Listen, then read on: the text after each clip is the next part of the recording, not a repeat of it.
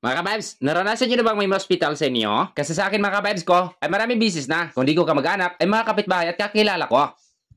Hi! Kabibes, Daryl po muli. Simpleng mamamayan dito sa Quezon Province. At sa pagkakataon na ito, mga kabibes ko, ay naghalongkat nga po pala ako ng mga video dito sa phone ko. At kaya, nakita ko po ito. At ang video ito ay isang taon na ang nakalipas. At hayaan nyo po sana na ikwento ko pa rin ito sa inyo. Di ko nga po sila mga kamag-anak mga kabibes ko, pero kakilala at kapitbahay ko. Isang umaga nga po noon mga kabibes ko, habang nasa trabaho ko, ay may sumundo sa akin at siya'y nakiusap. Ang sabi niya, kung pwede raw, ay samahan ko sila sa ospital. At ang sabi ko pa mga kabibes ko, ay tanghali na po ako lalabas at magpapaalam naman din ako sa mga kasama ko. At wala na din naman pong dapat ipag-alala sapagkat ang bata ay nasa ospital na. Ang subudo at nakiusap nga sa akin ay walang iba kundi si kuya. At anak niya nga po ang na-ospital. Kaya nga po na-ospital ang anak po nila mga kabibes ko ay dahil hinapo at nilagnat ito. Kaya sabi ko sa kanila mga kabibes ko, hindi po ako uuwi kung hindi pa din sila makakauwi. Kumbaga mga kabibes ko ay sasamahan ko sila sa ospital hanggang sa makalabas sila. Naintindihan ko po sila mga kabibes ko kung bakit nakiusap sila sa akin na samahan ko sila sa ospital. Hindi po kasi sila masyadong sanay sa pagpapa-ospital mga kabibes ko. At ako naman po mga kabibes ko ay nasanay na rin sa ganitong pagkakataon. Sapagkat kapag may na-ospital na makakakilala ko ay lagi-lagi ay pinupuntahan nila ako at pinapasama nila ako hanggang sa pag-aasikaso ng mga papel kapag lalabas na ang pasyente. Ay minsan mga kabibes ko ay ako pa rin ang nag-aasikaso at habang sinasamahan ko sila dito mga kabibes ko ay dito sa hotel na ito ako natutulog.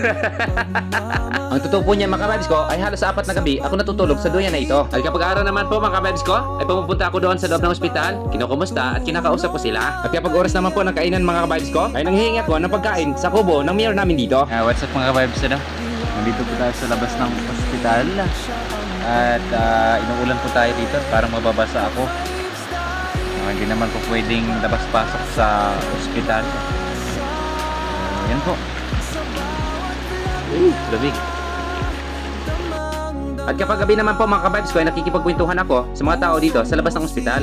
At may mga pasyente nga rin po sila na sinasamahan sa loob ng ospital. At kapag naman malalim na ang gabi mga kabibes ko ay ganito ang sitwasyon dito sa labas ng ospital. Kanyang-kanyang pwesto na nga po mga kabibes ko para man lang makaidip at makatulog sagot sa antok na kanilang nararamdaman. Hindi lang sa antok mga kabibes ko, pati pagod ha. At sa tingin ko nga mga kabibes ko, gumaling man ang kanilang pasyenteng binabantayan sinasamahan sa loob ng ospital ay magkakasakit rin sila dahil nga po sa sitwasyon nila sa labas. Hay nako, salamat. At sa pagkakataon ito, lalabas na ng aming pasyente. At ito nga po pala, makasama nila sa isang room. Masaya nga rin po pala sila mga kabibes ko, nalalabas na ang aming pasyente. Pero para sa kanila, nalungkot ako sapagkat sumagi sa isip ko ang isang katanungan na hanggang kailan sila roon.